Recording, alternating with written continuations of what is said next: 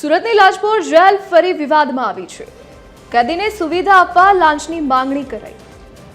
આરોપીના પત્નીને ફોન કરીને 15,000ની લાંચની માંગણી કરવામાં આવી। સમગ્ર ઘટનાનું કોલ રેકોર્ડિંગ વાયરલ થયું છે। જેલના જેલર દ્વારા પૈસાની માંગણી કરવામાં આવી હોવાનો ઉલ્લેખ ઓડિયો વાયરલ થતા જેલરે ફરિયાદ નોંધાવી છે। તો પોલીસ તપાસમાં સમગ્ર મામલે મોટા ખુલાસાની શક્યતા સેવાઈ રહી છે। આ વાયરલ ઓડિયોની TV13 પુષ્ટિ કરતું નથી।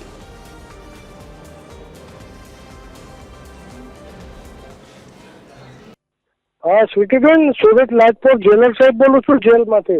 हाँ तमारो स्मित आयो ने घोड़ा धोळेથી અહીંયા નંબર આપ્યો તમારો। बराबर।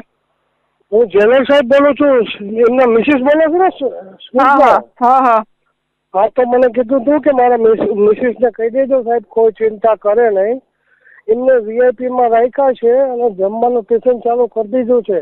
એમને ટિફિન ચાલુ કરી દીધું છે, ગાડલું ગોદડું બહારથી મંગાવી દઉં છું અને વીઆઈપી માં રાખ્યા છે સ્મિતભાઈને। बराबर।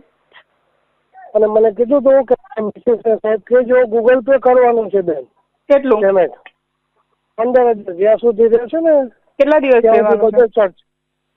હવે મહિનો 2 મહિના તો રહેશે ને 2-3 મહિના। હવે બેન મને કીધું તું નંબર લખો એમાં ગૂગલ પે કરો બેન સ્વીટીબેન। હા કરું।